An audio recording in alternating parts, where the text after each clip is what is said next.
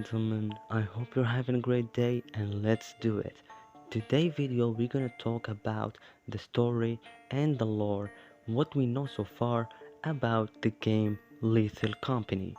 So, without a further ado, no more talking, let's get into the video. The lore of Lethal Company raises so many questions, like who is the company? What is the creature inside the company? Why are we collecting scrap on an abandoned moon? Lethal Company is still in early access, so its lore will probably be developed further. The story so far has hinted at a monster living inside the company building, and comes directly from the pilot logs of someone named Sigurd. Sigurd that you will find while investigating the moons and try to survive in your new job.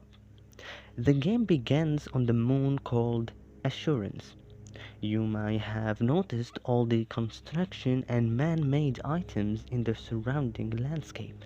That does suggest you're not the first to arrive. The facilities alone imply that people previously spent time there and built the structure, either to be safe from the monsters or for research. Perhaps they needed resources but had to retreat due to the hostile environment. Regardless of the reason, the company has sent you to do their dirty work. They are only 12 logs so far across the deserted moons. All with There are only 12 logs so far across the deserted moons, all with unique names, and you can view them in the terminal inside the ship. The log soon you find out was left behind by someone named Sigurd. Inspecting the logs to uncover the truth of the company. So let's go. First log. It was in August 22. This log reveals that Sigurd's crew was hired back in 1968, while the events of Lethal Company, your own crew, is in 2500.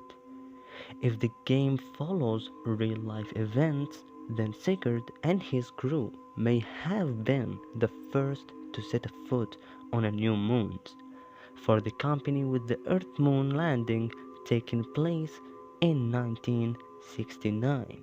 That means from the player date and Sigurd date there is 532 years gap between you and Sigurd. It is confirmed by the logs and the man-made architecture on each moon that raise a question.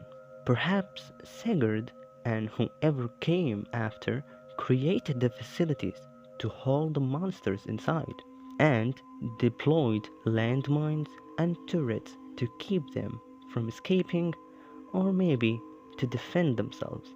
However, the first pilot logs establish the story between Desmond and Sigurd and Jess and Richard, who used the terminal to write journal entries to maintain their sanity. Although in the game we are safe to know that it was only Sigurd who wrote, but maybe, just maybe, in further updates, maybe we will have more logs from the different crew's member. While completing the contract, Sigurd describes the same tasks. Building the ship was the first pilot logs establish the story between Desmond and Sigurd, who used the terminal to write journal entries to maintain their sanity. While completing their contract, Sigurd describes the same task as the rest of the company staff, to find scrap and sell it at the company building. The ship has a capacity of 4 members, and Sigurd's crew includes himself, Desmond, Jess, and Richard. He states that he is the pilot of the ship, and frequently monitor his comrades while they complete scrap runs. Second log is after 2 days, in 24 of August. In the log, Sigurd complains about the smell and says he's uncomfortable in the hazmat suit, saying it feels very tight. Perhaps is passed between crew members after dying, without being cleaned probably, after being teleported to the company. If that is the case, then maybe Sigurd is not the first to come on the moon, or maybe there is more than one crew that the company hires far, far away from all the moons in the terminal that you, Sigurd, or the player can go to, of course. Of course, just a theory so far. Anyway, then Sigurd make a comment of why the company needs scrap at all. Like why? The third log is after 3 days from the second log, in 4th of August. Sigurd places his walkie-talkie against the company building wall and turns it on. He hears a scream on the other side and tells the rest of the crew, but unfortunately they do not believe him. Sigurd later on shines his flashlight into the hall of the company building front desk, where you sell scrap out of curiosity, of course, but the flashlight does not illuminate the building from inside at all. The fourth log is in August, but its date of the day is unknown. It says that an unknown person who tells him about a golden planet that was swallowed by a beast. While initially Sigurd dismisses it as a prank, when Sigurd tells his crewmates, it's revealed that the golden planet is known in folklore. The caller tells Sigurd that he is behind the big wall, which means the company building. Although it is not confirmed that the planet is completely out of gold and could be very valuable to the company, this planet is likely to appear in a future update, although we cannot be certain. The fifth log is in August 31 of August. Sigurd seems happy and joyful because he is watching safely his crewmates finishing the scrap run. But his memory is slowly fading away. He is uncertain how many days had passed since the crew signed the company contract on the ship without actually meeting any employee. Sigurd is worried if he will forget how he got there in the first place, and questions the ship autopilot mechanic and the job high pay while they only finding scrap and selling it. A theory come to the mind. What if we steal Sigurd and his crew? But we have been informed that Sigurd was in 1968 while we in 2005. Is it possible that the crew lost completely who they are and their purpose is only to find and sell scrap? The sixth log is after 4 days from the previous log. Desmond informs Sigurd that the company building is buying the scrap at 120%. It's uncertain, however, if the player can experience this percentage for themselves in Little Company. But Sigurd hears the voices through the company building wall are selling 120%. The screams this time are worse than ever before, but the crewmates don't hear a thing. Is Sigurd hallucinating, or is he not? A theory comes to mind that if a whole crew failed and died during the scrap run, that forces the company to increase the percentage, and when it's as high as 120%, maybe that means it's an emergency, and that means a multiple cruise has failed completely or failed to reach the quota, which maybe explains the screaming Sigurd heard. Maybe the screaming he heard is failed crewmates being thrown to the space beyond the wall or being eaten by the beast. Of course, that's just another theory. Anyway, back to Sigurd.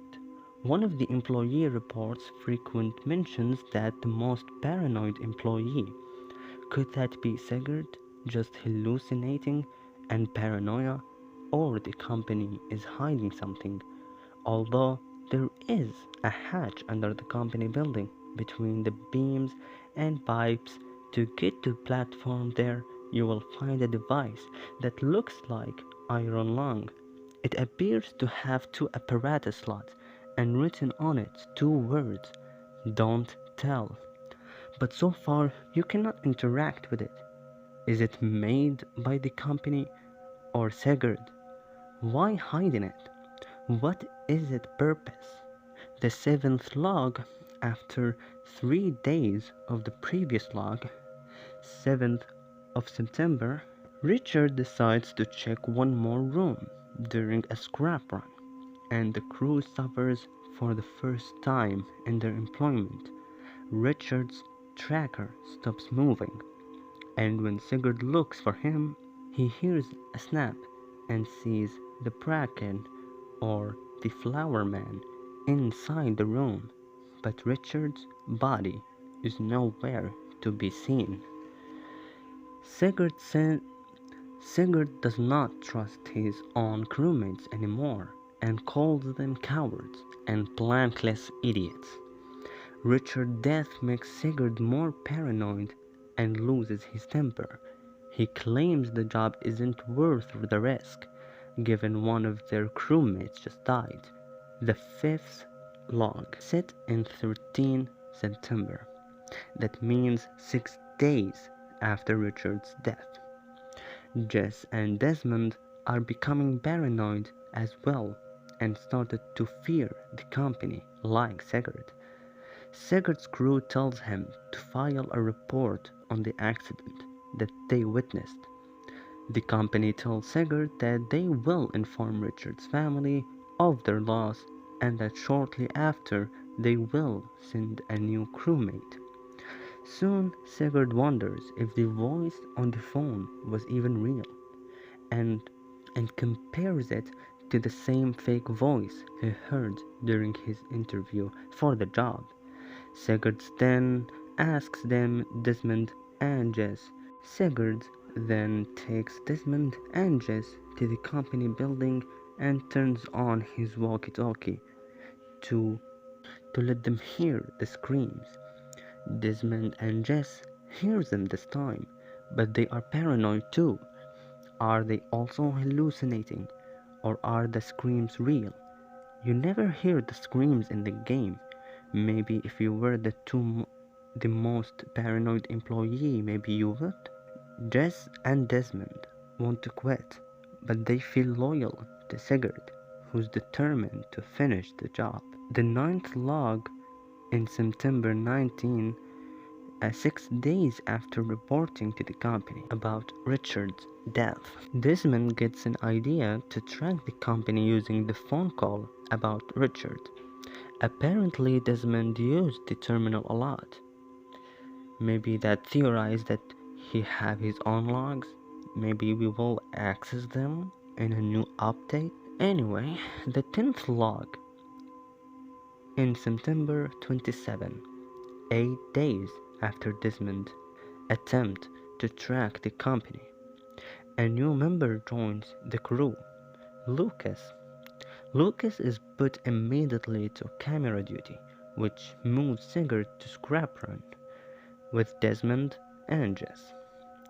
Desmond asks Sigurd to keep the nonsense to himself and not to scare the new employee. But unfortunately, it was already too late. Desmond finds out that the calls came from across the solar system, implying the company building a separate entity to the higher authority. He wonders what inside the company building wall that needs feeding to be tamed. The 11th log, 30 September, 3 days after Lucas' arrival. Sigurd dreams of what was behind the wall, describing it as a big and a huge creature, yet so fat. At this point, Sigurd's memories is completely gone. All he remembers is finding scrap and selling it for the company. He fails to remember when he signed up for the company and how did he got to the ship. He previously claimed that he signed the contract aboard the ship, but has since changed his mind, believing that he signed at the company building itself. The 12th log, and the last one so far, 15 October. That means 15 days after dreaming of the beast. When approaching the end of his contract, he's unsure whether his crew will go home. With the log's date mixed up, the uncertainty of their memory, and their fear of the company, the crew continued to find and sell scrap until they completely lost themselves. Sigurd believes the job was meant to keep the beast fed, suggesting that the creature behind the company building wall aren't their employers, but monsters kept at bay by scrap. He then wishes all future employees a good day and night and signs off his final log. So far, this is all we know about the lore of Lethal Company. Hopefully soon they've given us more info to crack the mystery of the company and its secrets. It took 53 days for Sigurd to completely lose himself. I wonder if there's an Easter egg or something new if we can survive 53 runs, but I do not know. That remains a mystery too. Hope you enjoyed the video. Make sure you like and subscribe, and please share your thoughts and opinions down below. See you in the next video. Bye.